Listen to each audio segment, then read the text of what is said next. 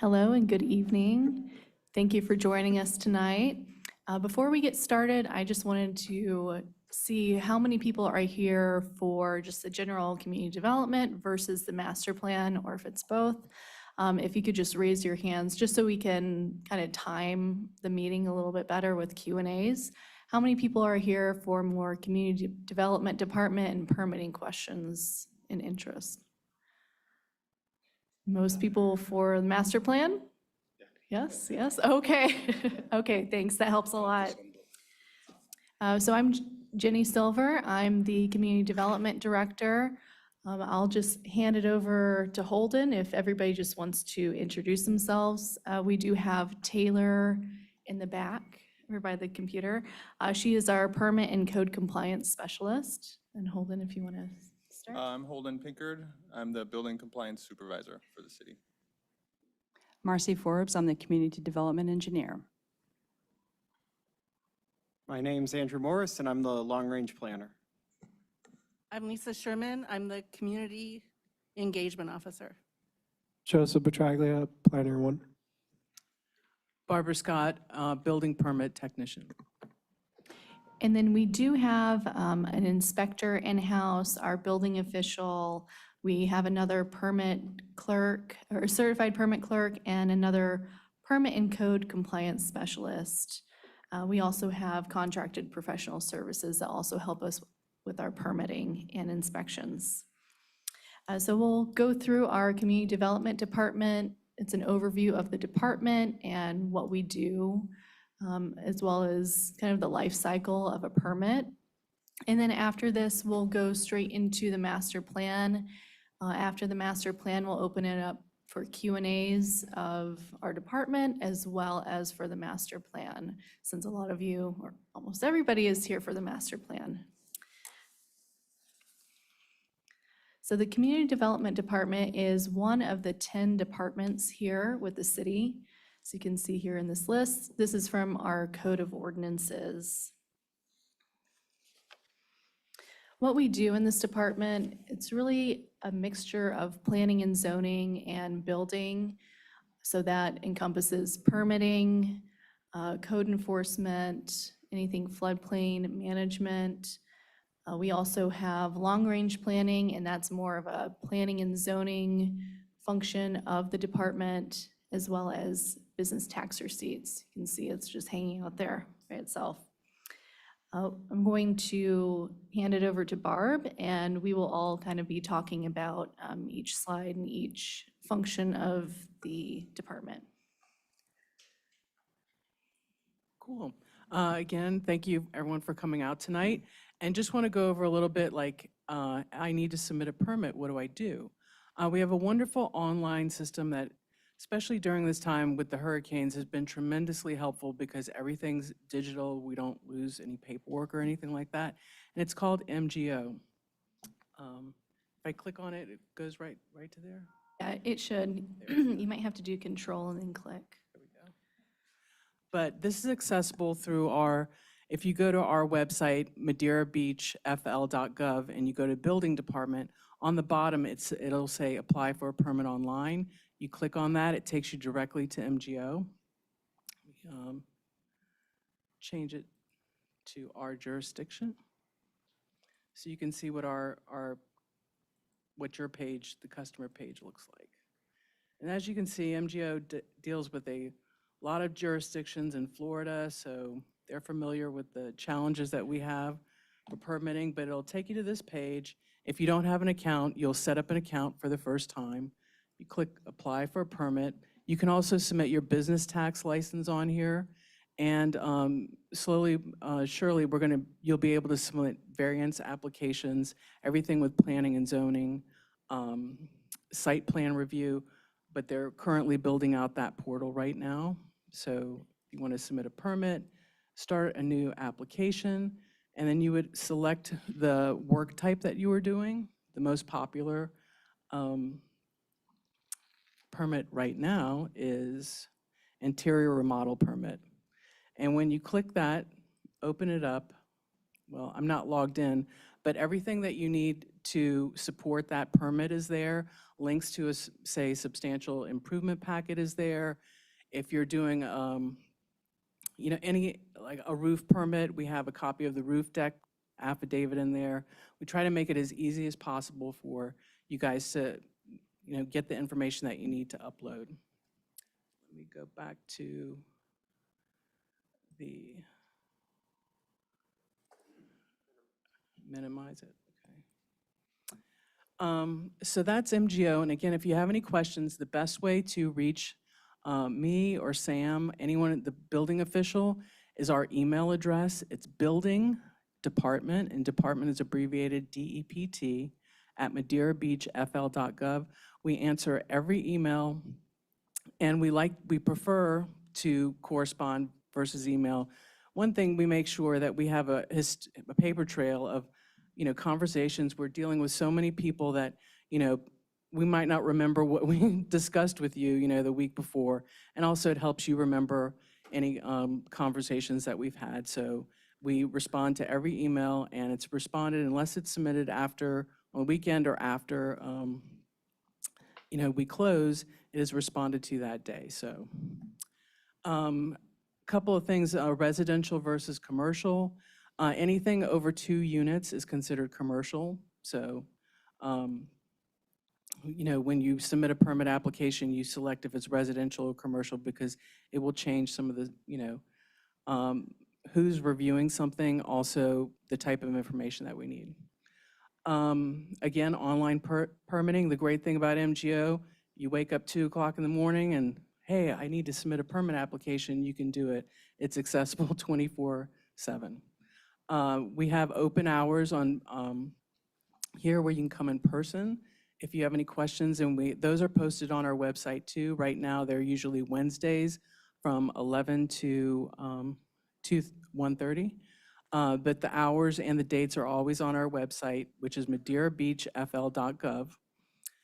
Permitting fees, those are permit fees for hurricane-related damage are being waived until September 27th, which is a day that will live in infamy.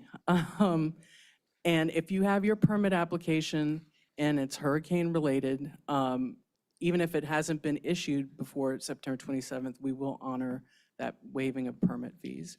I'm going to let Jenny or Marcy talk about, or Joe talk about impact fees. Our website, again, madeirabeachfl.gov, has a lot of information, all the forms that we use for permitting. So I suggest if you're not familiar with our website, check it out, because there might be, you can find, if you go to the Community Development Department, you can find out what your setbacks are, what flood zone you're in. There's a fountain, a lot of helpful information on there. But that's all I got. We'll have Q&A after. If you think of any questions that you want to ask about permitting, we'll be here to answer them. But building department at madeirabeachfl.gov. And then I can take the impact fees, just very briefly.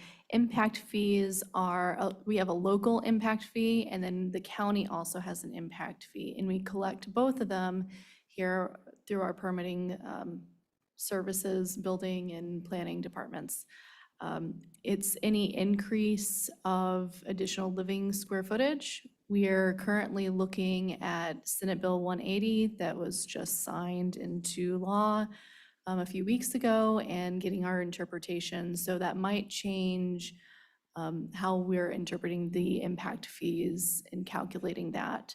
But overall, it's any additional living square footage. So if you have a house, it's 1,000 square feet, you demo the entire house, and then you build a house that's 2,000 square feet, you'll get charged on that additional 1,000 square foot living area. And that's a fee that has 3 subcategories. One is culture and rec, one is mobility or transportation, and then we have safety. So culture and rec, that might be to improve some sort of our parks, transportation that can be on sidewalks, on our roadways, and then the fire safety, typically that would be used by the fire department. And just with MGO, just so everybody knows, one of the things that was required by the Florida statute several years ago was every community had to provide electronic options for permit submittals. So you may have noticed that a lot of communities all of a sudden went to that. It was because it was required by the Florida statute, and MGO was the software by which we selected to do that. So it was a requirement, in case anybody's ever wondered why all of a sudden everybody seemed to be doing it. And one thing about MGO, this was created by building and planning departments. They're based out of Louisiana, and after, Hurricane Katrina, came through, they realized, oh, we need to get it together. And so it's very user-friendly and great because people who designed it actually do plan review for a living, so. So after the permit gets submitted, Barb and Sam check to make sure that all the required documents are submitted for the most part. After that, it goes to a few different departments. If it's just a residential project, like most of the projects that we receive, it'll go to planning and zoning and building to review. Bigger projects might also get routed to the public works department and the fire department. Right now, the way that we've been reviewing is each of those departments will do their own review. We're working to come up with a solution to have all the departments send all of their review comments at the same time. So that'll be coming soon. So ideally you could have, say it's just a small project, it has a building review and a planning and zoning review. Each one of those departments will get assigned a reviewer. So say I'm the reviewer for planning and zoning, you would get all of the comments for planning and zoning, and then all of the comments for building, say the building official is Kathleen that took that project. For planning and zoning, there's a few things that we look at. If we go to the next slide. So planning and zoning, in addition to reviewing the permits, we spend a lot of time, probably close to just as much time actually reviewing the permit is answering questions, whether it be from real estate agents, prospective buyers, or sellers wanting to know what they can do with their property, people getting ready to submit a permit, setting up meetings is a great use of time for the city and also the applicant to make sure things get submitted correct the first time, since planning and zoning is unique to every city has slightly different ordinances. So one of the first things we do a lot of times when we're doing research on a property, whether it's for a permit application or a zoning question, is we'll come to the property appraiser's website from the county, which I have open here. And then that'll tell you a lot of information about it, such as the square footage, which determines what you can do on the property, the number of units, it kind of gives you the property lines. One thing to keep in mind that's unique to Madeira Beach that not all municipalities do is, since we have a lot of properties on the water, obviously, the rear property line gets measured from the water's edge of the seawall, even if the actual property line is in. And that comes into place with setbacks, which is how far the structure has to be from the property line. In the front, a lot of people don't realize the right-of-way, which is owned by the city, includes more than just the street. So your property line is a few feet in from the curb of the road. So the setback is measured not from the curb, but from your property line. So a lot of people don't realize that. So that's the property appraiser's website. It'll tell you how many living units are on a parcel. Also, with the Barb mentioned that the remodel permits are popular right now. And we'll get more into that with the floodplain review in the next section. But you can download your FEMA letter, which will tell you how much you have allowable spend if your project doesn't meet the flood code.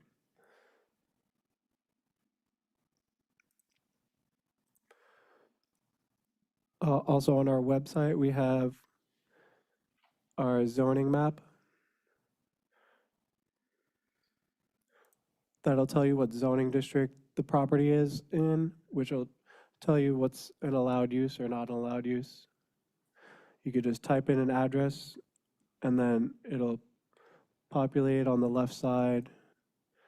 Say this one, the zoning is R1. And then from that, you would go to the city's code of ordinances. And then this has all the land development regulations and all of the code of ordinances for the city are all in this one place. So everything that's a law in the city would be more or less in here. So within chapter 110 is our zoning, which is where we probably spend the most time. And then you would find your districts. And then based on what district you're in on the map, you can tell. So if we go to R1, that'll give you all the allowed uses, all the accessory, special exception uses, which we'll get into that. The size of the lot requirements, setback requirements, the building height. And then there's also impervious surface ratio, which is how much of your lot can be able to drain versus covered with pavement, and structure coverage and floor area ratio, how much of your lot can have air-conditioned space. That's all found in the same section of the Muni Code. If you wanted to add anything else, Marcy, but basically that's the zoning review, and then we could get into floodplain, which is similar requirements. Did you want to touch on the variances, or did you say go to the floodplain? Okay.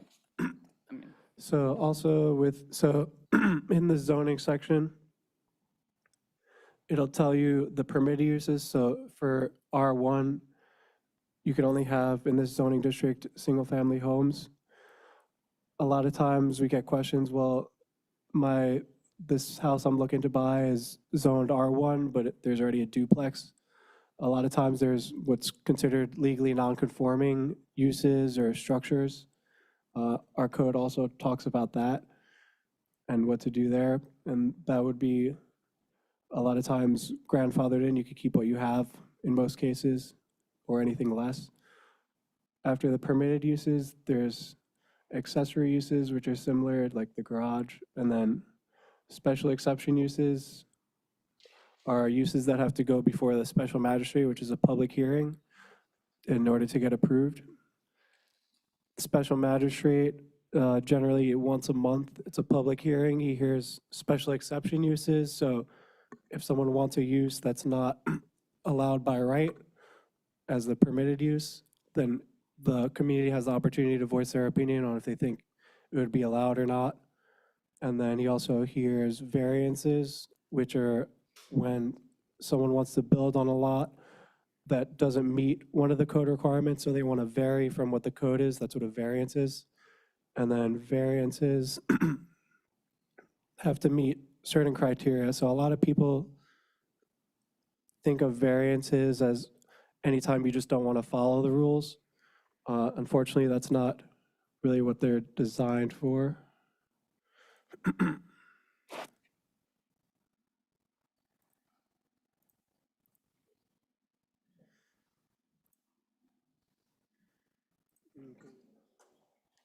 So while they pull that up, if you do want a variance, there are specific things you can apply for a variance for, and it does have to meet specific requirements, and all of those requirements have to be met. So I believe they're trying to pull those up right now. But those are options for people, but they have to be very specific and allowable based on our code. So I don't know that we So have to. Most of the ones we approve are usually on non-conforming size lots. So those are lots usually less than 4,000 square feet in R2 and less than 5,000 in R1, because it's usually easier to justify the variance, because a lot of these lots were platted before we had our current zoning ordinances in place. And a lot of these houses, previous houses were built at grade before we had our current setback requirements. Usually we do try to get people to try to conform as close to our code as possible. Like usually on the side setbacks, we usually try to avoid giving any variance on that, but usually with the front and rear, if it's on a non-conforming size lot, we usually allow some flexibility. But on a conforming size lot, it's much harder to justify because you usually have enough land to make the land usable at the minimum amount needed. So yeah, the code can't really address every situation. Obviously, there's lots that only have 3 sides. There's no front, back, side, rear. What do you do? So that's really what a variance is for. A variance is for your lot. The code was designed for the vast majority of lots. So the vast majority of them have to follow the code, just like everybody else. And then the variances are for those rare exceptions where there's a lot that's very irregular or very substandard, or meaning it's smaller than the minimum size required in that zoning district. That's what a variance is designed for. And I have the criteria up. There's 6 criteria. It would have to meet all 6 of those. One of those being that it's the minimum possible to make reasonable use of the land. So that's something that people don't always realize when they get reviewed a permit and there's some comments, maybe it gets denied. A variance isn't always the right option because it has to meet these 6 criteria for a special circumstance. And then that gets reviewed with the special magistrate, which is a public hearing. Also, the special magistrate could review an appeal if somebody disagrees with the city's interpretation of the code. It can always go before the special magistrate for that. And then code enforcement, which we'll get into later. Okay, so in recognition of the fact that most of you guys are here for the master plan, I'm going to kind of briefly touch on when a permit's submitted. Joe's discussed the planning and zoning review. There's also a floodplain compliance aspect and a building aspect. With the floodplain compliance, the entirety of Madeira Beach is in a special flood hazard area, and we do participate in the community rating system. So we are held to a higher standard by default. With that, if you're submitting for, let's say, an interior remodel permit, you've heard of the FEMA 50% rule. That's part of our NFIP compliance. We will review the value that it's going to cost you to repair your property. When it's storm damaged, you have to return it to its original condition. We ask for you to submit a substantial improvement packet with that so that we can review the cost of that. That's held to the FEMA 50% if you're remodeling in kind. For building review, when it comes to an interior remodel, if you're taking down a structural wall or infilling a garage door, they're going to look to make sure you provide structural plans that show how you're going to do that. You're going to put the CMU block in, grout it, put some rebar in. So that's within remodel. Those are the things we look at. For us, the critical part is your FEMA 50% spend. We want to make sure you adhere to that because that is what FEMA is going to be auditing us for. So that was the biggest part during storm recovery. When it comes to elevating or wiping the ground clean and rebuilding, we have other aspects of floodplain compliance that kick in. The city of Madeira Beach has a 4-foot freeboard. We are different than our adjacent communities, and that's why it's critical for your designers to look at our code when it comes to the LDRs. So with that 4-foot freeboard, that's what you have to be above whatever base flood elevation you're in. So if you're in an AE 11, you need to be at 15. So there's all those requirements that we look for. So when we get your plan, we look at the NFIP map, confirm what flood zone you're in. Then we can make sure that your plans adhere to that. We make sure your surveyor got it correct. Even this week, we got a survey that's AE9, 2-foot freeboard. The whole design was wrong because it started with the survey information. So unfortunately, the residents here spent all this money on a designer and a private provider, and nobody caught it till it got to us. So that's why it's critical that every person you talk to, whether it's you doing it, your neighbors doing it, please make sure they go to our LDRs. So with that, the building will look at the structural components. We look at it to make sure it meets all of the flood compliance. Again, like I said, we are a CRS community, so we do have higher standards. So we do ask for additional stuff that's not always spelled out. So that's part of our compliance with that. And like I said, we do have the flood maps. We do ask for elevation certificates throughout the process, and especially during the final build. We need to ensure that your home was properly elevated and or properly constructed to meet that final finished floor elevation. So those are critical components of it. With the Florida Building Code, it's not just one book. It also adheres to several other books, ASC 24, all the other guidance documents. So while you have one book, that one book may send you to 17 other books. So it's not always as straightforward as it may appear when you're reviewing plan sets and things like that. So just want to kind of share that with you guys. When you are submitting a permit, we do look to make sure that your contractor is properly licensed.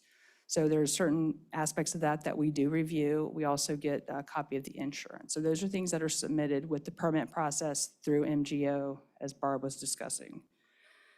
If you're in a condo, milestone inspections are very important. So those are dictated by the state. HOAs have to hire them privately to come out and do those milestone inspections. Those are very critical, and it helps prevent the Surfside that happened, ideally. They do have their limitations, but that is one of the components that comes with the condominium. Private providers, again, like I said earlier, they're great where they'll help you. They're great if you want to use them, and that's fine. We don't necessarily discourage that, but they're only as good as the information they're given. So with the private provider, it does help with the building aspect. It does not help with the planning and zoning and floodplain compliance review. It still has to go through that process, and it doesn't shorten that time any. So please be sure that you understand that if you do engage a private provider. And with that, anybody want to add anything before we go on to code enforcement? I think that's good. All right, I'll try to keep it brief.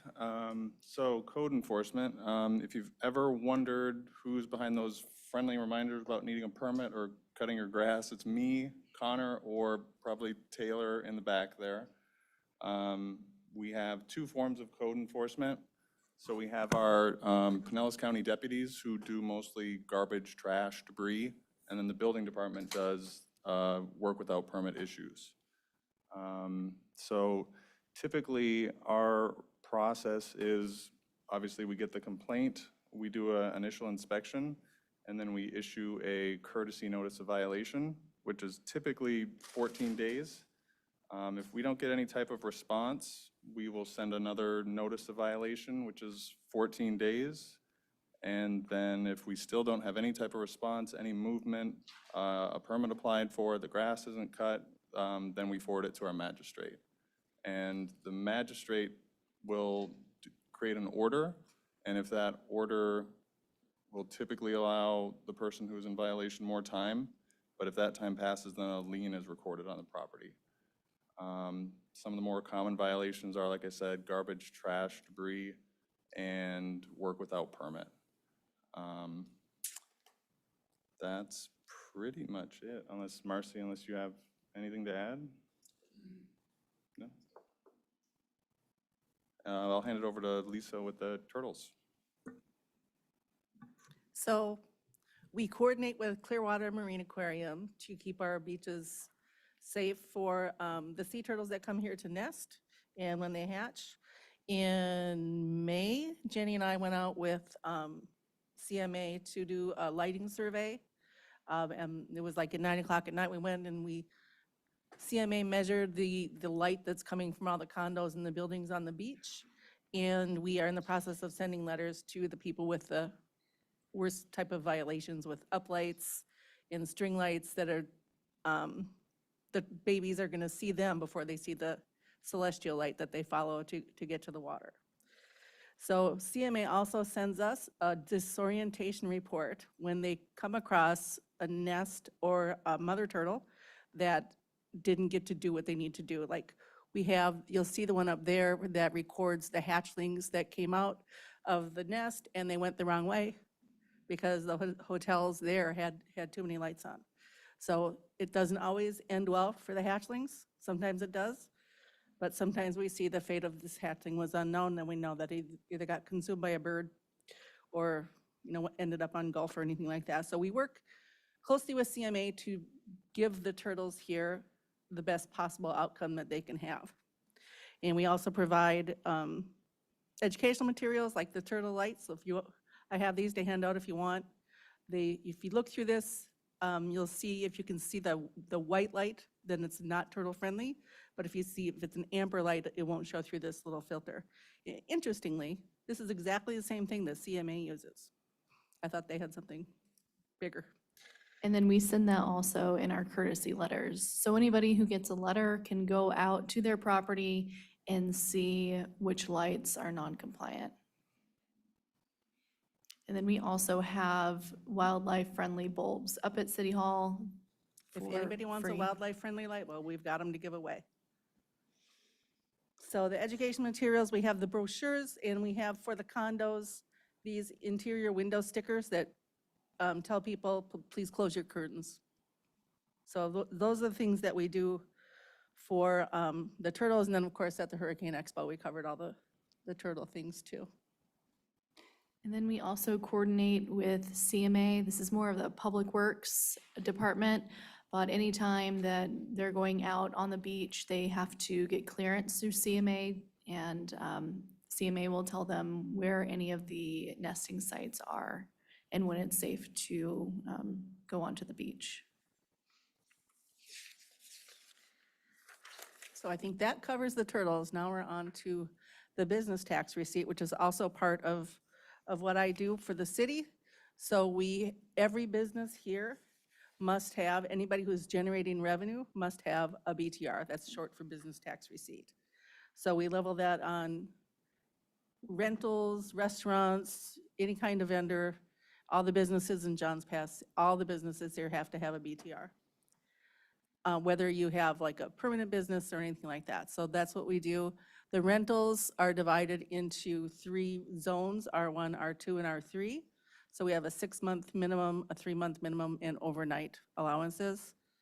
And on your BTR receipt in red, you'll see that it has the rental allowance on it. And we also do the rental inspections. So if you apply for a permit, then Holden and I will go out and conduct an inspection to make sure that your unit is safe for somebody to be in. Basically, it has to have your fire extinguishers, your smoke alarms in and outside of the bedroom, and things like that are the things that we cover. And we, in the business tax, also coordinates with the fire department. For all overnight rentals have to have fire inspections. The longer rentals have rental inspections, and that's the caveat there. Is there anything you wanted to say about the rental inspections? No, just that some are very nice and some need a little love. And I would say the most common thing that we see is something as simple as an address not being on the building for emergency response, and smoke alarms not being where they need to be or not working at all. 10-year non-removable battery. I think that's it. Yep. And with the rentals, we do encourage, because of where you're zoned, you do have rental limitations. If you find that there is a property within our community that is being advertised to be rented out differently than it should, please let us know. We will send out the deputies to inspect that. We definitely want to make sure that if you can only rent for 6 months, that you don't have it advertised for people to rent nightly or 3 months. We do want to control that with the community. So please let us know, and we'll definitely send out Alex to go introduce himself and make sure we have a good handle on that.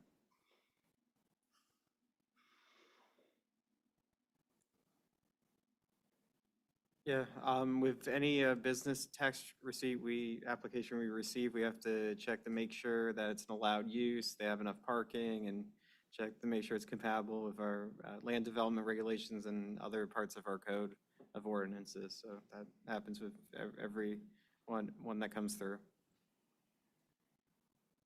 So from here, we were going to go into planning and long-range planning. This might be a good part or a stop to do some question and answers before we start going into long-range planning and then the master plan, because those really dovetail together.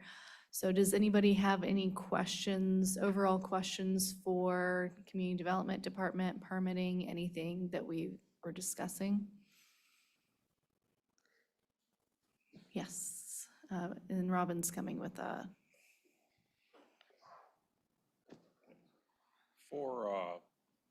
For permits, is there a way to red flag contractors that aren't doing a good job when they come out? I mean, that I think would be something good that could be done. Yes, so if you can send us an email, our building official is very proactive with that. So we do, at a local level, we can typically move quicker than your state complaint. We do encourage, we've just recently talked to several people who have cut checks to contractors who have not followed through with returning it. So we do encourage the state reporting, but if you reach out to us, we will definitely be proactive at a local level and then guide you through how to take it up a notch to the state level, county level, and everything like that. Please, please, please let us know. That's a great question. So you can send it to the building department email that Barb had stated earlier, or we do have open hours. Drop by, let us know who it is. But we've definitely been dealing with that, and we would like to be proactive with that.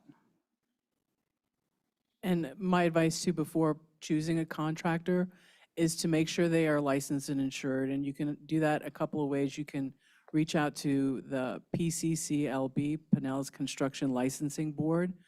We are in the process of having our own contractor registration database, which should be up in the next couple of weeks. And you can also go to the Florida Department of Professional and Business Regulations. If you just Google Florida license lookup, it will take you to the page, and you can type in their name, and you can verify that they have an active license, what they're licensed for. We've had people like, yeah, I'm a general contractor, and it's like, no, you're not. And that they are insured and everything like that to protect yourself. This one's probably for Lisa. So with the turtle stuff, so have you had instances where people have turtle glass and yet you're still seeing like the light come through where they would need to close the curtains and all?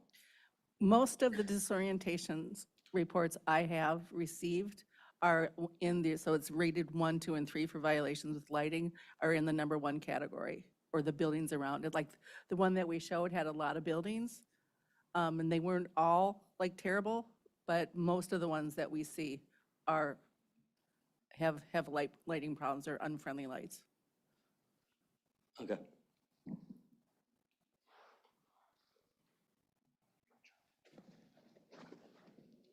Back here, in the back. Is there ever a time when a resident's plans would have to pay money for a meeting with city staff? Yes, so we do have a fee for building and planning meetings, and we do encourage that. We charge a fee if we don't have any permits in and you're sitting down with staff. Usually we'll have the building official, 1 or 2 planners, or one of our engineers at a minimum in that meeting. So with that meeting, you will typically, it'll be what you can do on your property, or you're building a new home, what are your setbacks, what's the height. So it's a lot of research before the meeting on our end, as well as in the meeting too. So we do charge for some of our meetings.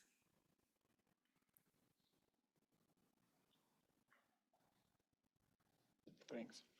Have you guys had any change in FAR or coverage, between pre and post storm? And do you see any changes coming down the pipeline for things like coverage and FAR changes in zoning districts? Currently, no changes in FAR. I know that we've talked about lot coverage, but we don't have anything in the works now. It might be something that might be better addressed in the master plan, which is the guiding document. There's some land uses that we may explore changing through the master plan, which then would get into FAR, changes of FAR. What is FAR? The floor area ratio. Thank you. So it's the ratio between the lot area and then imagine your living area or your air-conditioned area. Lots of acronyms in the planning world. Yes, of course. Reminds me of a previous Florida governor from a few years ago.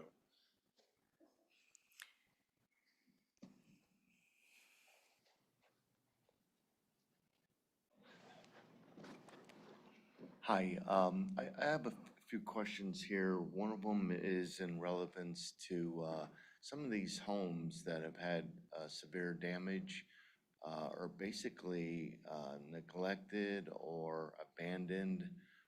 Is there anything that we're doing as the city here to, make sure they just don't sit there forever, or they're waiting for a developer to come purchase them? Or, I mean, there's some eyesores out there that, damages the appearance of our beach community.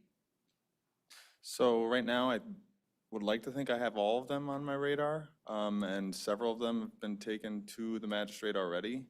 And if we drive around every day, morning and afternoon, and if there's ones that we see that obviously need attention, we make note of that, and they'll be notified, the owners will.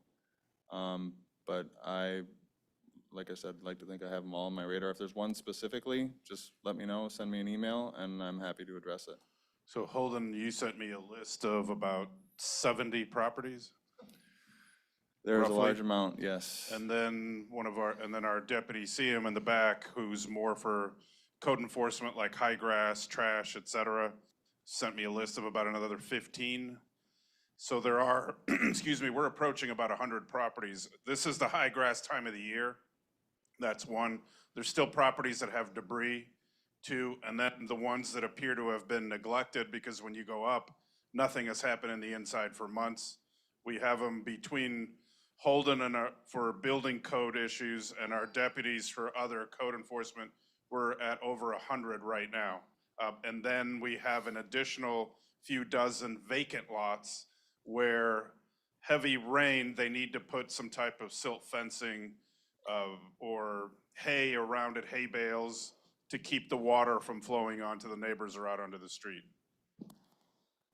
I guess part of the question too was, what is the length of time or the process? I mean, what happens after you send them and they ignore all the notices? I mean, what are your chance, what happens then? I mean, Right, depends on the severity. If it's unsafe, if it's unfit, obviously that one would be streamlined. If it's grass, we typically give them 14 days to cut it. And/or I'm not sure if the deputies still do this, but they'll just give them a ticket. But the letter process would still happen. They'd be given, so the courtesy letter is 14 days, and if they don't cut it, it'd be another certified letter after that is 14 days. And then it would go to the magistrate, and depending on scheduling, it's difficult, but sometimes that can take 30 to at least sometimes 60 days just to go to the magistrate for something simple like that. Right, unfortunately, due process does take a little bit. As Holden said, it can be up to actually more than that, it can be up to 90 days.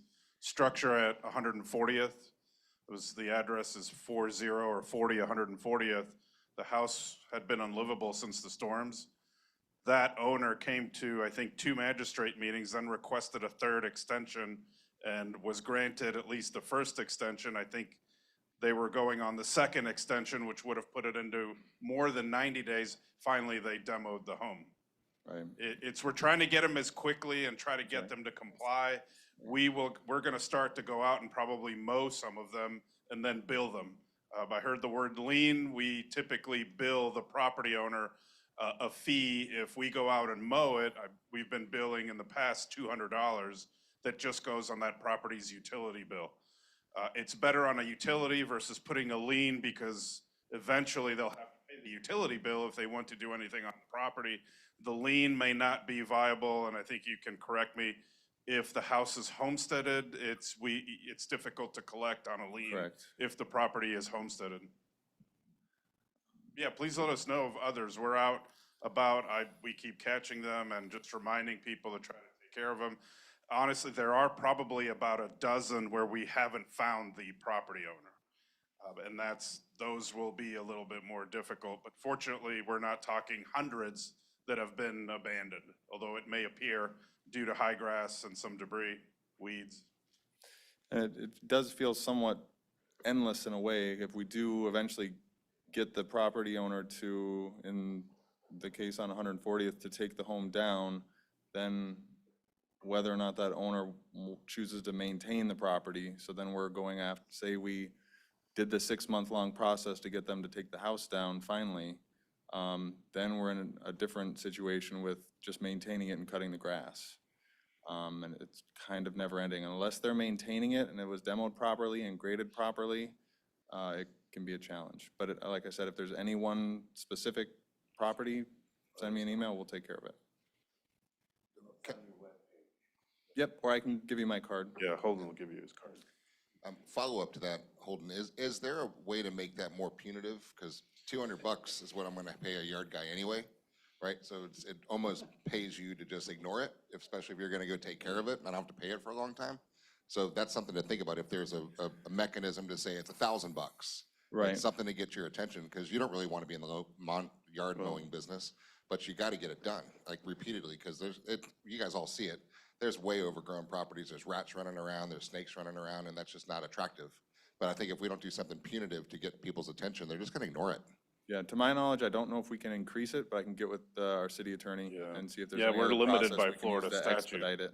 Sorry. Oh, go ahead. Yeah, we're limited by Florida statute as to what the fines we can levy.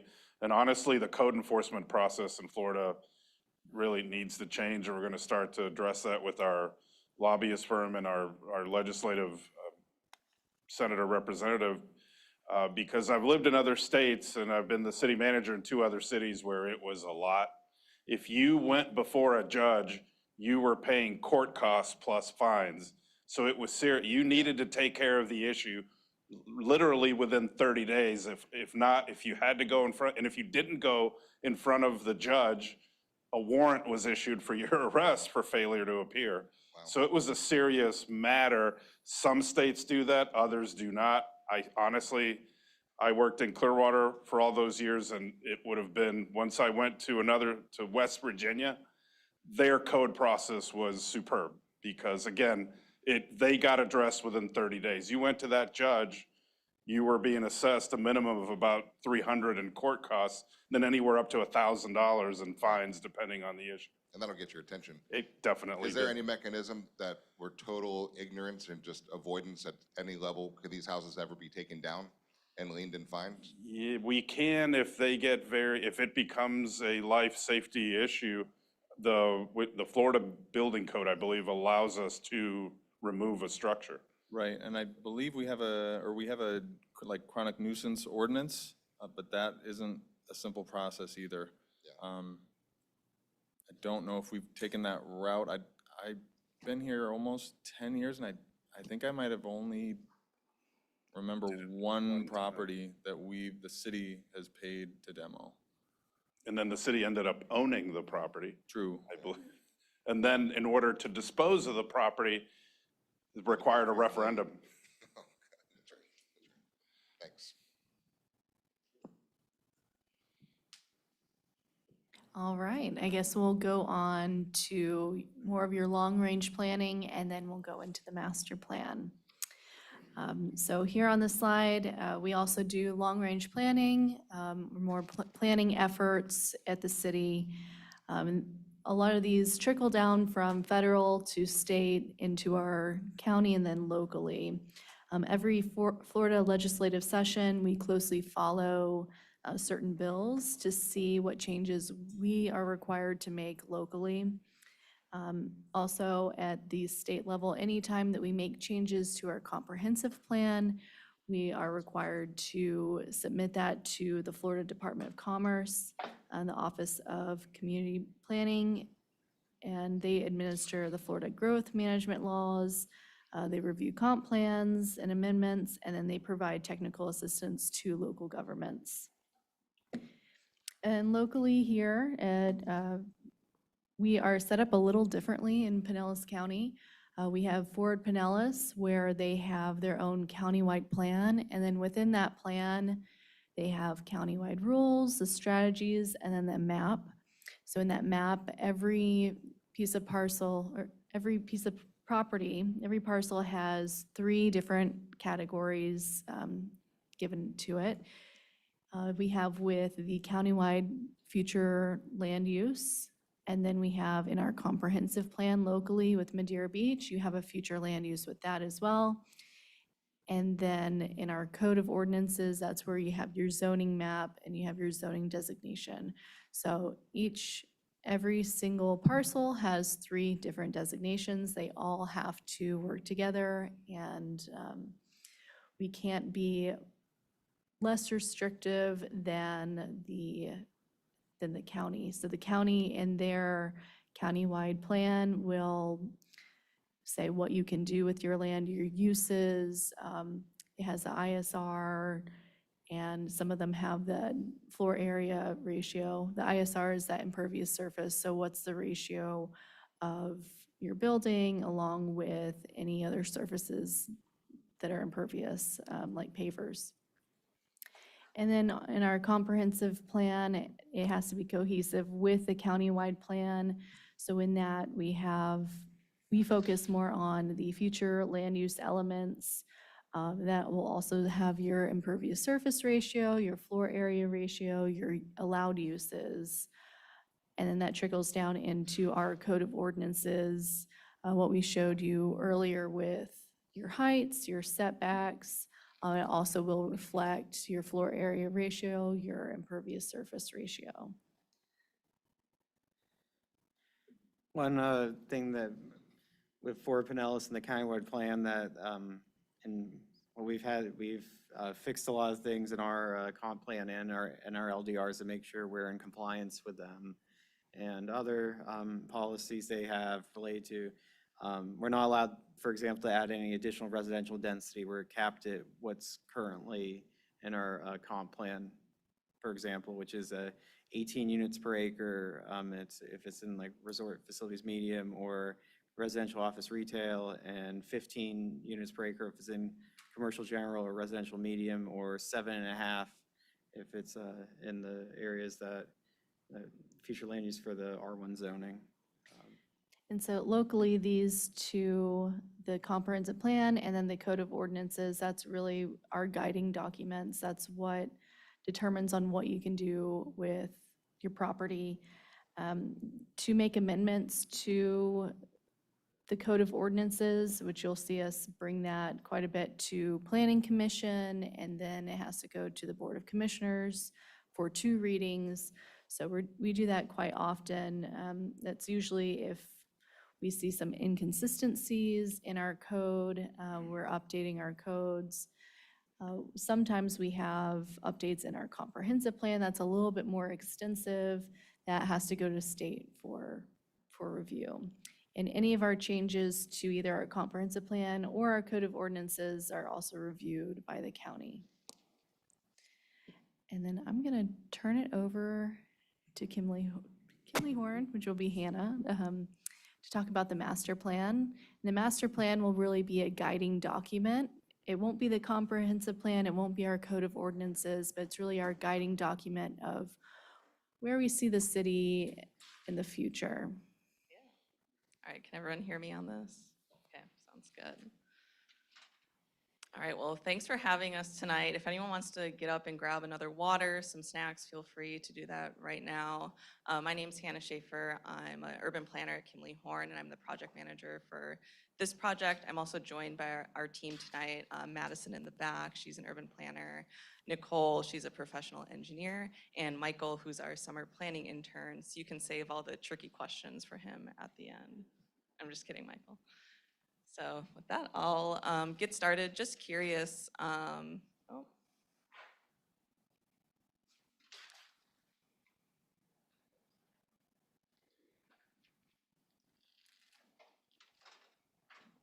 So curious, who has been to one of these community workshops before with us for the master plan? Okay, so I see a few people who've never been before, so this will be good. You're not too late. You can still give your opinion.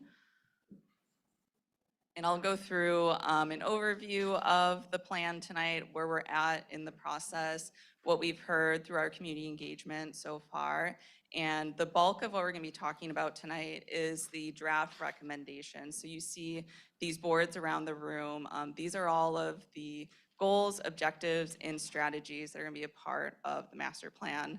Madison and I were talking earlier, I think there's over 100 strategies, so we're not going to go through every one tonight, so I'm going to give kind of a brief overview just to give you all an idea of what's in there, and then there's more information on the boards, and also happy to answer any questions during the Q&A or after during kind of our open house area. And then we'll talk about the next steps in this process. So just a general overview of what the master plan is and what it's going to do. It is a guiding document for the city. So like staff was talking about earlier, this could have influences into updates to the land development regulations or LDRs or the comprehensive plan as part of the strategies in this. And it really identifies a vision by the community for the community 5, 10, 20 years down the road, which can evolve over time. So where we're at in this process, we started this back in April 2024. So we really had our initial phase where we were data gathering, really trying to find out as much information as possible. What are some challenges? What are the opportunities within the community? So we had our first workshop, we had an online survey, we launched the interactive map and project website, and then we are also going out to a lot of pop-up events within the community just to talk to people, find out their ideas. And the second phase was the visioning phase, where we heard a lot of great information and we started to put together draft goals and objectives for the master plan, capturing what we had heard so far. And then we had a second community workshop. So if you were at that one, we debuted those draft goals. We had some more conversations about what are some barriers, what are some opportunities people saw. So that really fed into the final phase, which is what we're in now, the draft master plan, which is why we were able to draft these goals, objectives, and strategies you see around the room, was from all this input we received along the way. So as I mentioned, we had a range of engagement opportunities. We had 3 community workshops, 2 online surveys. We had stakeholder meetings with some regional planning agencies like FDOT, Fort Pinellas, and PSTA as well, to ensure that the recommendations in this plan are supported by them and also can be used as partnerships in the future. And at all of our pop-up events we went to, we always asked people, what is your vision for Madeira Beach? So here are some of the responses we got. And it wasn't just people from the community we were interacting with, it was people who are outside the city, people who come down here from out of state every year, which is pretty cool. And also a lot of kids. So if they weren't able to write, they were drawing pictures of what they wanted to see. So we're able to capture all voices within the community, visitors and residents as well. And this is really what fed into the key part about the master plan. So the master plan is divided into what we're calling these 6 focus areas. So everything we heard from opportunities to challenges fits within one or multiple of these focus areas. So these focus areas are new development and redevelopment, transportation, mobility, parks, recreation, and open space, economic and business development, sustainability and resiliency, and beautification and placemaking. So this is going to be the bulk of what we're talking about tonight and what we want your feedback on. So there's a lot of information. I'm going to try to hit the high notes and really capture the key takeaways. So if you have more questions, happy to answer them and come back to these focus areas. So I'm going to go one by one through these focus areas, and you'll notice on the boards how these focus areas are set up is each one has a goal, and then some have several objectives, and then within those objectives are strategies. And these strategies are policy updates, could be to the land development code, programs, specific projects to achieve those objectives, which those objectives in turn achieve the overall goal, which is the vision for Madeira Beach. All right, so each focus area, I'm going to talk about, what we heard from the community and how that influenced some of the strategies in the master plan, and just touch on some of the strategies as well. So transportation, I think the main thing we really heard was concerns about safety on major roadways like Gulf Boulevard, 150th Avenue and the Causeway. That was one of the key ones. And also the looks of those corridors, improving aesthetics along those corridors, landscaping, which also makes it more walkable and bikeable for people. But safety was really the big one, making it safer for all modes of transportation. We also heard a lot about parking, expanding the resident parking passes program, and also providing more public parking within the city, specifically near the town center area. And you'll notice on each of these slides, these are actual quotes we received from our online surveys, so you might recognize some of them that might be yours. And so some of the strategies that are included in the transportation focus area are to conduct a safety study for Gulf Boulevard and 150th Avenue, some of those major corridors, so we can improve safety within the city, and also conducting a multimodal plan for the city. This will help other agencies like FDOT and Fort Pinellas incorporate the city's plans and desires into their work program too. So there's funding partnerships available there.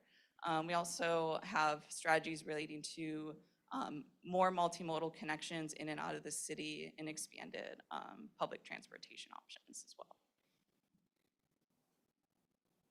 So new development and redevelopment, really what we heard is no one was really against new development or redevelopment in the city, but everyone wanted it to be high quality. Everyone wants it to meet the character of the city and also provide some high quality landscaping too. So that was one of the key things we heard, and yeah, making sure it meets the character of Madeira Beach and not losing that fishing village feel. So some of these strategies include developing a lookbook of desired architectural styles and standards and updating land development regulations to incentivize certain styles and certain components of new development. Economic and business development. We heard a lot about keeping Madeira Beach small and local. Not a lot of appetite for chain restaurants, no pun intended, and also utilizing the water and the working waterfronts as a asset as well. So that was something that's really unique to Madeira Beach and something that can be leveraged as a unique asset as well.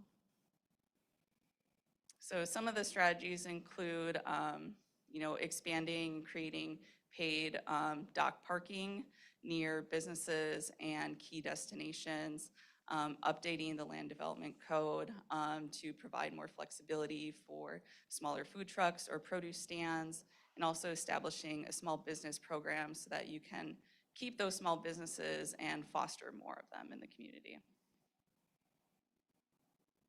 Sustainability and resiliency. We heard, a wide range from post-storm concerns to environmental, like the sea turtles, restoring the sand dunes, and green infrastructure. So some of the strategies include, looking for best practices and new technology to prevent damage from storms, and also post-storm procedures, and making sure communication is open and effective. Other strategies include encouraging the use of more environmentally friendly materials that don't affect the environment negatively, and investing in public infrastructure so that it's more resilient. In parks, recreation, public space, I feel like we got a lot of comments regarding park spaces and the beaches through this community engagement. And really what we heard was keep investing in what you have now and make that even better. So investing in restroom facilities, bicycle parking at the beaches, and covered bike parking specifically, providing more kid-friendly options throughout the city and not just at certain locations, and just expanding the programming and hours of the fitness center and other public amenities as well. So some of these strategies include developing a parks, recreation, open space master plan. This will really help the city determining what level of service their park spaces are operating at, where some gaps might be in the infrastructure, and what the community wants to see moving forward, so that would help them further identify improvements to the park system. Others include updating public amenities and facilities at beach locations and public spaces. And then looking for opportunities to acquire more public space for the city. And the last focus area is beautification and placemaking. The main thing we heard was the desire to keep Madeira Beach that small fishing village character and not lose that with new development, redevelopment, and making sure that stays intact.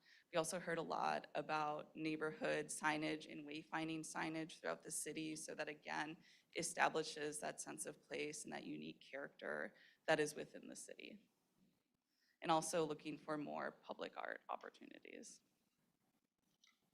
So some of the strategies include landscaping. That was a big one we've heard kind of throughout, and landscaping that is salt tolerant, low maintenance, and native to Florida to improve and beautify overall. Developing a city mural or art program so that community members can do their own projects. It's not just the city that can implement these things. It can be done by community members and groups as well. And then establishing a citywide wayfinding plan and signage, and looking for those opportunities to add those larger gateway signs or public art that really showcases Madeira Beach's character. So all these strategies and objectives are great, but how are we going to do it? We really pride ourselves on developing plans that don't sit on a shelf. So what we've done is taken all of these strategies and assigned a time frame to them. So some of these are continuous that the city's already doing. They'll continue doing as a standard operating procedure. But a lot of these were either short-term, midterm, or long-term projects, programs, or policies. So short-term is expected to be completed within 5 years. Midterm is 6 to 10 years. Long-term is 10+ years. So it ranges from land development regulation updates to some larger projects like replacing the Causeway Bridge, for example. And we do have, in the back, you may have seen it already, we have a potential priority project list, and that's something we really want to hear from you tonight is,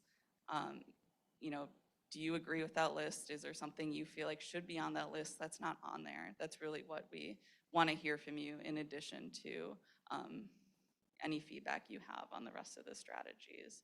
And once we finalize this plan, the city will be able to incorporate these programs, policies, projects into their city budget and capital improvements plan to be implemented. So that could be next year, it could be further down the road. And there's also opportunities for partnership, like I mentioned earlier, with FDOT, for Pinellas, or PSDA to implement some of these solutions as well.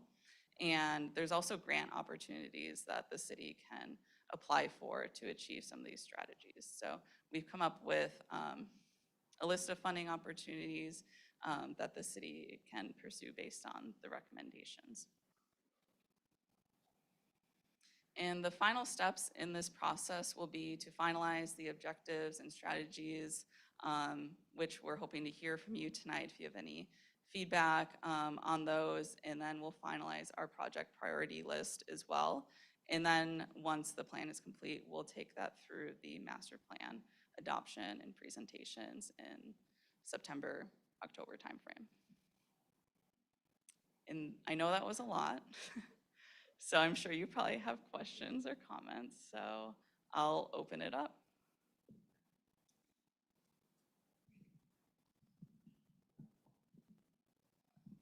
Do you have any idea of how many people were residents as opposed to how many were visitors that gave you a lot of this information? because I was at one of these meetings and there were people that crossed the bridge all the time. And there was a whole bunch of them. And they all said they wanted the safety on the causeway. Well, for anybody living in Madera Beach, you know, we have some residents that live over there, but I don't know how much of a priority it would be to make that bridge a bigger bridge. And it's relatively a new bridge, so I'm just curious as to what input was, you know, kids, like you said, non-residents and, you know, actual people that live here. Yeah, that's a good question. We don't have, you know, exact percentages, but on our online surveys, we did ask, you know, what is your home zip code? So we have the zip code of who is from Madeira Beach, so we're able to measure that way. But as far as, you know, the one-on-one pop-up events, I think we knew when we were at Final Friday it was mostly non-residents. But yeah, that's a good point. And that's why we're here tonight too, is we want to hear the priorities. So if you feel like the safety on Tom Stewart Causeway isn't as much of a priority, those are the type of items we want to hear.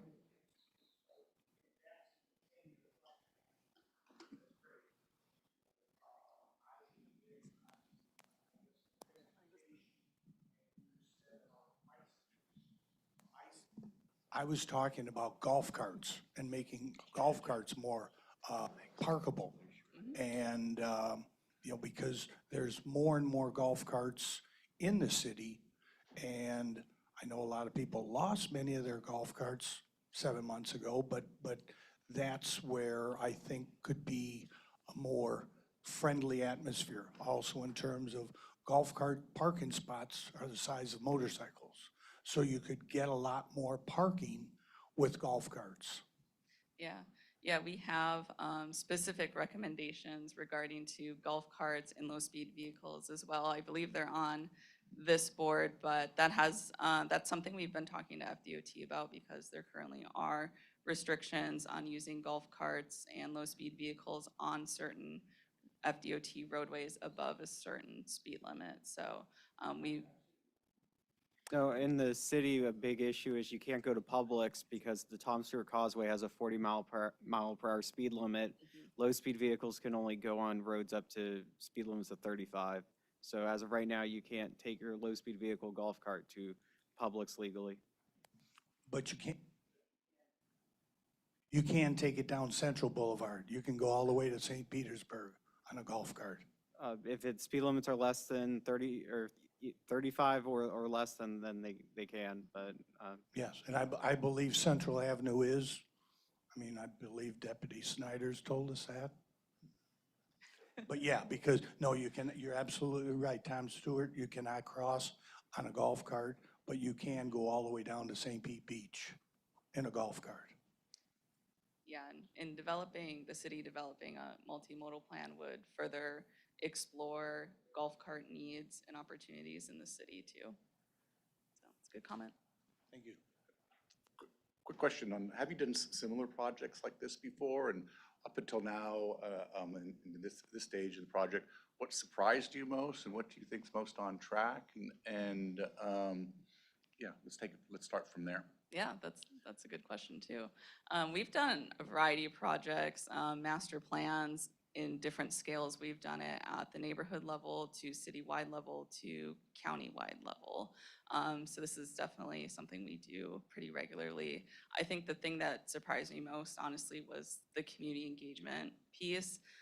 It's very rare that we get to have sit-down conversations like we did in the first two workshops. Usually we don't get a captive audience like that. We don't get community members who really care and want to listen and have a conversation about those things. So that surprised me the most, a really good surprise. And I think, you know, the city is positioned really well. There's a lot of things that they're already doing a really good job on, like all the events that they have in the city. The Parks and Rec staff does a phenomenal job. So people love coming to Madeira Beach. So they're set up in a really good spot to gain momentum. And then there's a lot of grant opportunities out there right now for some of the things that are on the city's radar as well. So the outlook's really good. Thanks. Hi there. I had two questions for you. The first one is, when you started this process, are there any ideas or concepts maybe that you had taken into consideration or thought were great concepts that you've had a total change of course on during this course of planning? I'm trying to think if we had any. We really tried to come in without any preconceived notions, and our team has worked with other beach communities before. Like we've done work with St. Pete Beach, Treasure Island, and they have, you know, different priorities, different community members than y'all have here. So and with some other beach communities, a lot of people are against redevelopment, new development. So I was kind of anticipating some of that. But it seemed like everyone that we talked to was like, yeah, we're okay as long as it makes the community better. And so that was really refreshing to hear. Cool. The second one was with the multimodal strategy, does any of that entail narrowing of the roadways for bike lanes along Gulf? Yeah, it could. So a safety study on Gulf Boulevard would examine that. That is a potential for you know, narrowing the lanes as much as you can. It is a state roadway, so it has to adhere to certain dimensions. That would be an opportunity, or some sort of multi-use path on Gulf Boulevard. There is limited right-of-way, so there's only so much you can do. But that's what a safety study on Gulf Boulevard would identify as some opportunities. Just to clarify, we'd still be maintaining all the through lanes that are currently open. So there's no proposed lane repurposement. We'd be maintaining the same road capacity as we currently have. Correct, yeah, it is an evacuation route, so FDOT would not be likely to reduce the number of lanes. So my question is about the murals. I've seen communities where they've gone crazy with murals, and it's not a good thing, right? So is there going to be some sort of an approval process or some kind of planning for that? Yeah, that would be something that would be figured out as the city, you know, puts together a mural public art program. So that would be under consideration. Yeah, okay, thank you.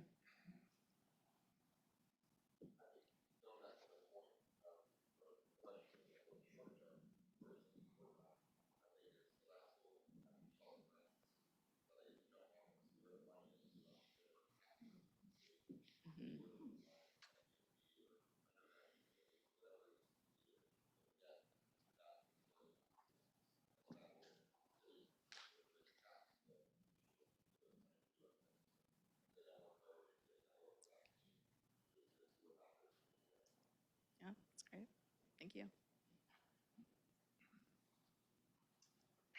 Oh, thanks. I'm all for the future and planning for that, and this is all excellent, but there's so much still that we have not recovered from on the beach. I mean, we got Madeira Way that is, you know, looking like an abandoned, city that, you know, used to be thriving. And there's so much development there. We got a parking lot. They did an outstanding job on Archibald and got everything going, but we got another 200-car parking lot here that hasn't even been touched, that walls are down. We have sand dunes out there, or that, you know, there's no dunes, and our beaches are, you know, 3 to 4 feet down from their sand, their normal sand, you know. So I mean, this is great. This is super, and a 5-10-year plan is great, but we still have, you know, 2-3 years worth of work to get us back to where we were. You know, and I hope, you know, I hope you understand that. Yeah. It's just frustrating to see things that still need to be done, and money needs to be put toward those. when we're planning, 10 years down the line, I want to hear more what's going to be happening within the next year, 2 years. And I can touch on that quite a bit. Yeah, we do have over, and you're absolutely right, we do have about 1 to 3 additional years to get the city back. It's not going to be the way it was pre-storm because some houses are not going to come back. Some of the ones that have already been demoed are not coming back. We know that. And those may stay vacant for years. Just look at the history throughout the state when storms depleted and damaged and destroyed other cities all the way back to, I think, 1965, and I don't remember the name of that storm because that's before I was born, but from Hurricane Andrew on, it's just been happening and the frequency has increased. Yes, we're looking at putting everything, our infrastructure, the cities, from parks, parking lots, rights of way, most of that is nearing an end as we approach a year, but we're still months away. We still have, you pointed out, the county park. That's still going to take another 6 months before they restore the row of parking where the wall received significant damage and then part of the actual asphalt. That has to be re-engineered completely. They're going to fence off the north side along the old schooner, and then hopefully reopen that by the end of this month. And there will be 3 rows of parking available at the county park. That's a Pinellas County managed and maintained property. We have a park that's still closed, and that's Tom and Kitty Stewart Park at 141st next to Caddy's.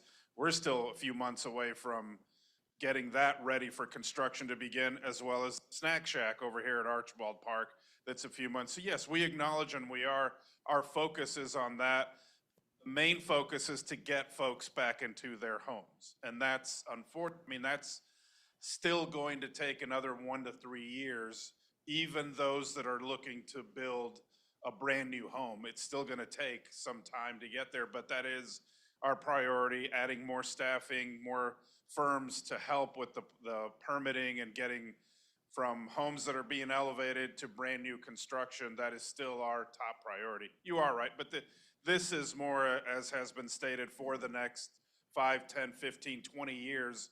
What do we need to do into that future? But yes, our priority are our residents.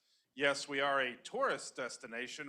I think hopefully all of you are aware, we do get a little over 3 million people that come and visit tiny Madeira Beach. Why? I've been told because they love the city commission. I've been told that that's like the reason they come here. They are entertained when they listen to them at both public meetings and events, activities. That is partially true. And we do have our vice mayor here, Ray Kerr, and commissioners Eddie McGeehan and Hoosh Gove. So thank you for them for coming out. And we also just wanted to quickly mention, we had, I think, Charlie Justice with the Tampa Bay Beaches Chamber and Barry Rubin with the Pinellas Beaches Chamber. So thank you for coming out. He's still here. Barry's still here as I see him. And again, thank you all of you for coming out. But that will continue to be our priority. If there's anything else that we can do to get that, we've spoken about all the code enforcement, getting properties cleaned. That's our role to continue to do that. And we have 82 bodies currently in the city looking to do that every day, from the regular daily services that are provided from trash and parks and after summer camps to obviously getting permits issued, getting inspections completed so that repairs can continue in structures, and getting homes elevated, getting new homes built. It is going to take some time. I was in Panama City last June, a year ago, and Panama City still has not recovered from hurricane. There's still pockets you can see where Hurricane Michael still has an impact. Does anybody know when Hurricane Michael hit? Yeah, 2018 or 19, yeah, but it's been more than 5 years, so it's still happening. Homestead, Florida finally got back on, this is decades ago, but it finally came back on the map right around probably 2000, well actually 1998. One of my wife's uncles actually moved into a brand new neighborhood in 1998 in Homestead, Florida, 6 years after Hurricane Andrew hit. Of course, that was totally destroyed, so a little bit different, but this is where we are, and we appreciate everyone's patience, so please let us know what else we need to do. Sorry, Hannah, I'll take it back to you. You got it. One of the things I was surprised about when I moved here was how disconnected it feels. So I'm thrilled to see that you're talking about connecting to the Pinellas Trail but we moved over here from downtown St. Pete. When I got here, I thought, why can I not get on that Sunrunner? Why isn't there a little bit of access that would take me all the way into downtown or further? That seems like a simple thing. So I don't know if you're talking to PSTA about that. Yeah, that's definitely something we talked to PSTA about. You know, that would be a longer term vision of having a Sunrunner-like bus that comes to Madeira Beach. I know Robin's really in favor of it. I think it would be great, but starting in the fall, PSTA will be running a new route/stop in Madeira Beach that will take you to downtown St. Pete. Andrew, you might want to. Yeah, the Route 38 and 68 are being combined into a single Route 38 route that would go from Madeira Beach to downtown St. Pete and be a one-seat ride. And that would be starting, I think, they're probably like October 1st, their new fiscal year. From town center area. Yeah, it'll be near this area here. So it will not go all the way to Johns Pass Village, but riders will be able to transfer onto the Suncoast trolley to then go to the village or conversely travel north and then pick up in this general area to then head east onto the mainland. The marina, I'd be interested to hear about the feedback, the comments that you've received and the vision that the community has for the marina. Yeah, I know. Madison, if you want to come here, you're welcome to talk about it. Madison's really passionate about the marina, but we did talk to Krabby at the marina, and he was more than supportive of our draft recommendations when we presented them to him. But Madison, is there anything else you want to add? Yeah, so we've had a lot of positive feedback surrounding anything from what's going on in the marina now to what the future of the marina looks like. I mean, this is a beach town surrounded by water. So you need to embrace that, even if it's your marina. So there's been a lot of positive feedback. They want to see maybe an expansion, maybe some more slips, maybe some more access points, like you could pull your boat up behind Publix, access some things there. So people are really vocal about seeing more enhancement of marina amenities. So, I mean, that's a further conversation. I grew up on the Gulf Coast. I'm from coastal Mississippi. So I've grown up around marinas my entire life. Every single city has one. Everybody has a municipal marina. It's a way of life. And I feel like there's a lot of embrace surrounding that way of life here. And it started off as a fishing village. Madeira Beach is a fishing village. So I do feel like the community is very willing and open to see a little more change surrounding the future of the marina. So it's been very positive, but we welcome any and all feedback. If you have any big ideas surrounding the marinas, please send it our way. Yeah, of course. I guess what I was thinking about here as well is this all started last year, pre-hurricane. So we all have to embrace the idea of our short term is getting the city back in line, but yet we need to have a whole master plan. So the short term is something that we're gonna strive for, do the best we can, but then the midterm and then the long term. And that's where it goes back to the thing of where I guess a Duani or whatever plan that we had before 25 years ago. And they had an idea, and I believe this is what we have to be striving for again, what the big picture is going to be for the city of Madeira Beach. Correct, yeah, and we were, fortunate that we were just through that first phase in our process when we were, when the hurricanes did hit. So we had done that initial data gathering analysis. So we weren't quite to draft recommendations yet. So we were able to incorporate some of those items that can be included based on what happened during the storms. But you're correct, it is a longer term vision and, getting the city back on its feet is a separate track. I guess, but also what Jeff said in terms of if we can get any grants, anything that we can get from the government or any entities to help further us. And that's what I made a mention. I would love to see that picture back. We're never going to see that picture again. That was Madera Beach history. So now as to whether or not what it will become is what this is all going to be about.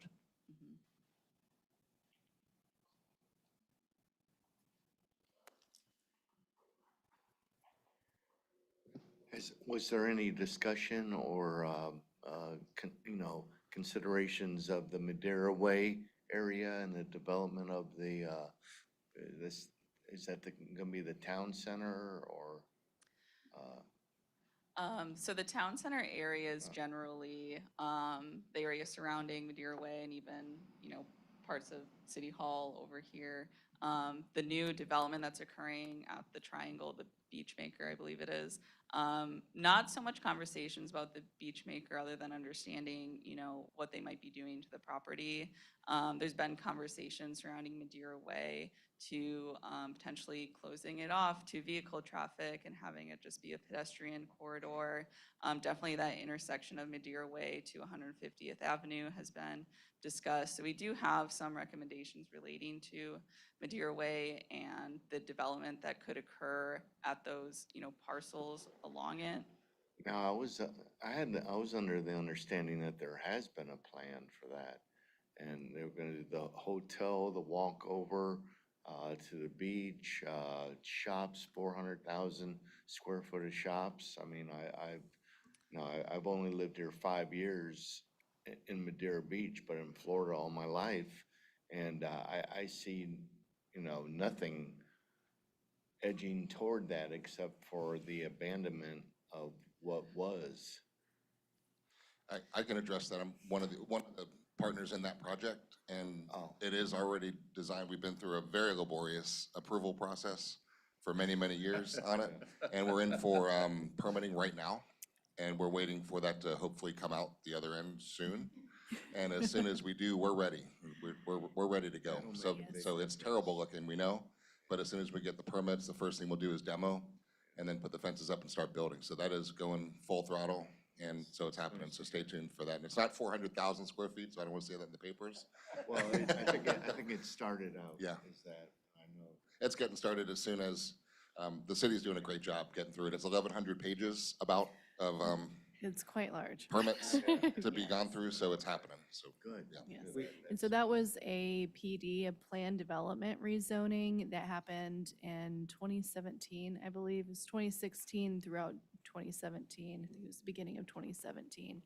And that was multiple parcels in one of our activity centers, town center, which I think Andrew has up. So we do have previously approved plan developments and development agreements on our city website, and I just wanted to pull that up. So if you wanted to read what got approved back then, it's on our website.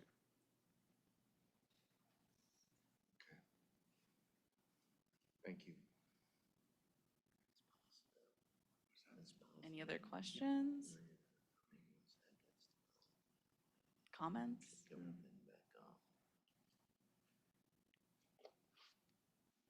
We are gonna, we have one more in the back.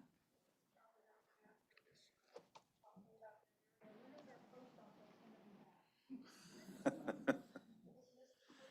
don't know, we haven't heard, she was asking when will the post office reopen? I happen to be at the 66th Avenue Post Office because one of the organizations I'm in had a PO box here. So anybody who had a PO box, you have to go to 66th Post Office to pick it up. And the person in front of me asked, and there was a supervisor who was working and said that they were hoping that they could open by November. But I don't know if that's true or not. The owner of the plaza, I mean, they've been renovating and they're getting close to finalizing it, but it's really up to the U.S. Postal Service to their timeframe, whether they're gonna go back in there or not. Yeah. It does appear like they are going to And go back in there. I don't have a date or anything, so. Yeah, just anecdotally, that's what I overheard at sometime in November, but we don't know if that's accurate or not. Sorry.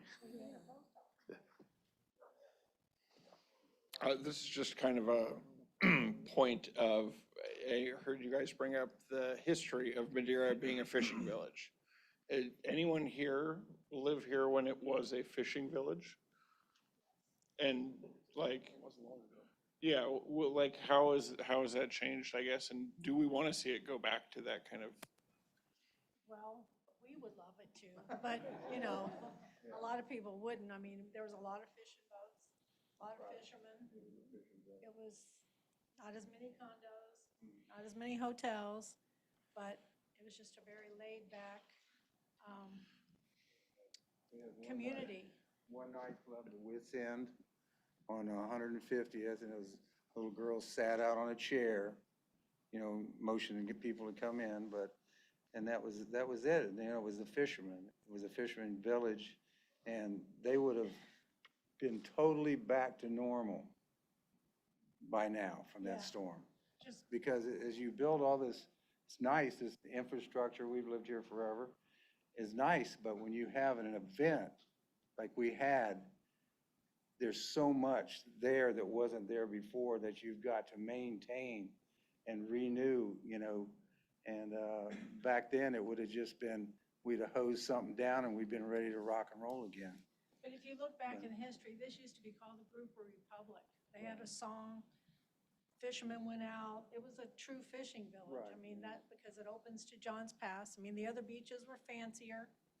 But this was a very laid back, lots of fishermen. And now they're all squashed in that little Yeah, there are very place over few. there. There's, what, 3 commercial fisheries in the city? Yeah. 2 possibly, but 3. And there were dozens back in the 40, 50 years ago. They had their own character. They didn't bother anybody. They were their own little community, but it was just a very laid back. But to the history of the city, the folks who originally invested out here, because in the early 1900s, the federal government made land available for anybody willing to take the risk of coming out here. There was no air conditioning, no mosquito control, no electricity. You had to get out here by boat. The causeway, which was originally called the Welch Causeway, I believe, was built in 1926 or thereabouts. So that's when cars, finally a road was made and cars were able to come out here on the barrier island.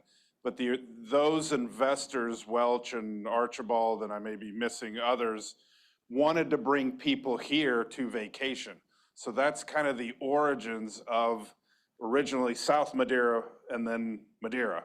And then they joined in the mid to late 1940s to form Madeira Beach. So the city of Madeira Beach was incorporated in 1947, or the town, and then became a city. However, throughout the 40s, 50s, yes, there were a lot, fishing was a huge industry.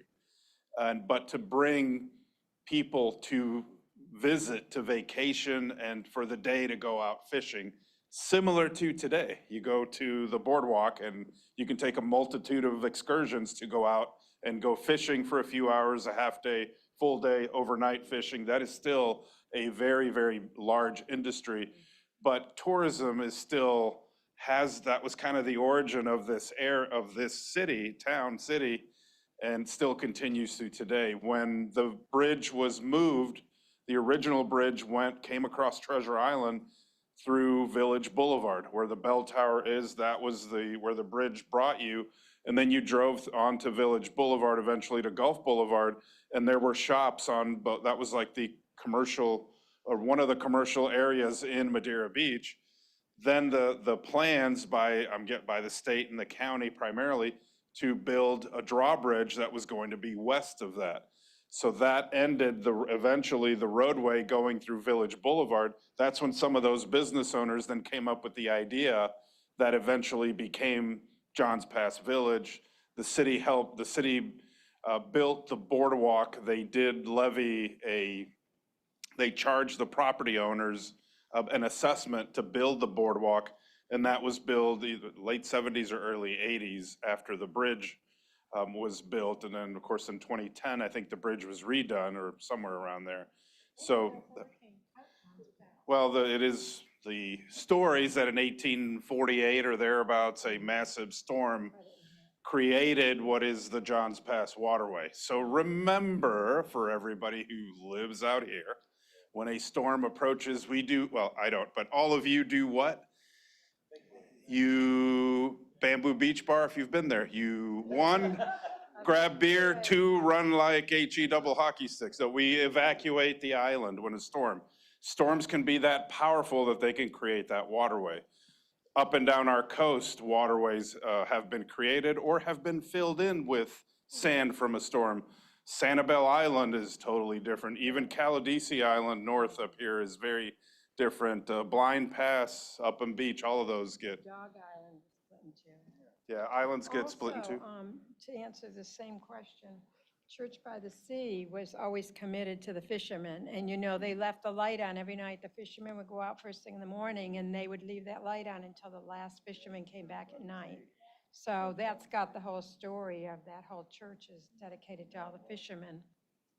It wasn't a fancy community, that's for sure. Yeah, If you wanted a nice, fancy beach community, you went, you know, to Reddington or, you know, Yeah. further, but Madeira was just known as the fishing. Right, even in the movie The Perfect Storm, the guy's going to, he doesn't want to go out with Captain Billy Tyne anymore. He was going to go to where? Reddington Beach.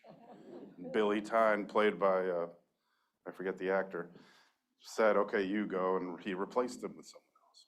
You could Anyway. still see the beach when you drove down Gulf Boulevard Yeah, back then. We moved kind of late. Well, you can see part of it now, but I don't want to, but that's, I you used can't. to drive a dune buggy down the beach. Yeah. You know, and that's how it was just, there wasn't anything, there was a couple little shacks, and they were beach shacks. There wasn't people who lived there year round, you know, and it was just, I mean, things change, I know, just, they change. Oh, yeah, you know. Nursing stations or something, Yeah, right? it was a fishing village at one time. Yeah. And it, you know, Yeah, I it has mean, pluses and things change, minuses, I know. but it's very different. Yeah, one of our employees actually grew up on the corner of North Bay Shore and 142nd, and he tells that as a kid, so in the 70s, I think before the condos were built, he goes, yeah, you didn't really need air conditioning out here. No. There was constantly the Gulf breeze Right. would keep you cool, and Plus, it was- neat story. It was the late 40s, early 50s, before they really had electricity out here. They could even run air conditioning if they had air conditioning at the time, you know, but, yeah, it's just changed. I mean, it's changed. It's hard, you know, living here this long. I mean, I've lived everywhere in the world, but I've always come back here. House was built in 1950, and, I don't think it was meant to be lived in full-time either. It's Yeah, small yeah, and had no yeah. closet space. So the beach houses that were here then Yeah, were yeah. Right, a lot really, of- I think, just vacation. yeah. Anyway. Thank you. That was your question? Well, we're gonna stick around if any other questions or comments, but. Yeah, we'll be here till 8. Check out the boards. The boards and the presentation is posted on the city's website, so you can, you know, snap a photo of the boards if you want, but later tonight when you're at home or, you know, this weekend, you know, feel free to read through them and don't hesitate to reach out to city staff if you have any further comments or questions. And then these will also go to Planning Commission, so you're welcome to attend a Planning Commission meeting. They will also go to the Board of Commissioners workshop and Board of Commissioners meeting. All right, thank you. Thank you, everyone. Thank you.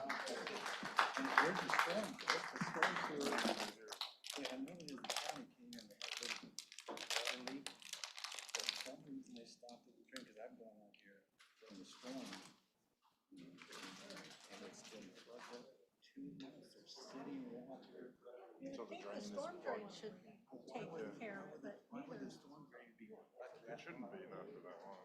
I thought,